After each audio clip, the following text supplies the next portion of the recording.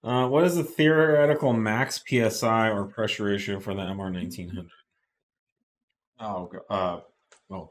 Pulley ratio? I don't know. I don't have those numbers in the top of my head because they're all different than the stock stuff. Theoretical max, they say PSI. PSI. Ugh. I don't know what that. I don't know. There's. I mean, you could keep running and running and running with them until they really nose over. But what's the max practical good performing? And remember that 25 PSI. I mean, I don't know that we've run it past where it's. I haven't run up to that yet. I mean, yeah, we're at like 25 or so PSI on a lot of the setups. So it's 25. It's the motor, with the compression ratio and everything on most of these motors, you probably aren't going to get much more out of it beyond that.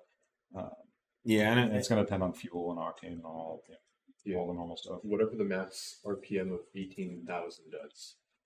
Yeah, but that's their quoted limit. I mean, if we stuck to the quoted charger limits on the stock blower, we would. It's like half. Yeah, we'd be in a very slow world.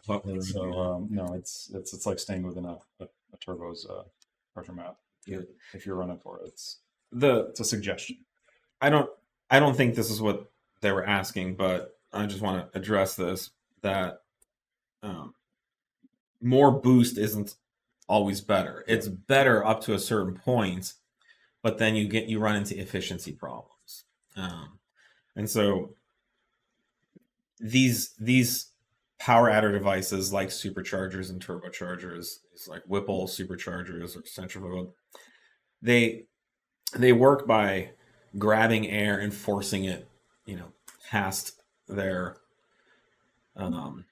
screws or compressor wheels or whatever the mechanical device that's grabbing air and pushing it. And that beats up the air and creates a lot of friction with the air. Just like when a meteor comes into the Earth's atmosphere and like literally catches on fire and explodes because it gets so hot. The compressor wheel or the screws, like in a Whipple, there's these two big screws, like meat grinders. And they heat up the air when they interact with it because of friction and the thermodynamics of compressing air. It's the same with an air compressor. When you have an air compressor in your shop, it's heating up the air as it compresses it, and when it comes out, it cools down. So there's some thermodynamics involved and some friction involved, and all that makes your air hotter. And so there's a point where you can compress the air and create more heat and manage the heat through the intercooling system.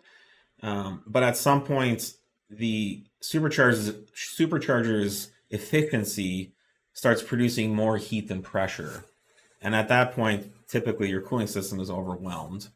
And then you start losing power the more boost you make. So you make more power up to that point and then less. This is kind of similar to like if you were on a treadmill in a gym and they could control the temperature. And let's say you can run at, 7 miles a minute rate if the temperature is 80 degrees. But at 110 degrees, you're not going to be able to keep up that because your body will be overheating. And at 120 or 130 degrees, it will drop substantially. So just because you push harder and expend more energy doesn't mean you're going to go faster. And this is the same thing with a supercharger and turbocharger. So what we're saying is basically 25 PSI is probably it for the MR1900, given the intercooler system that's in it. And you wouldn't want to go to it with a bigger supercharger if you want to produce a lot more boost.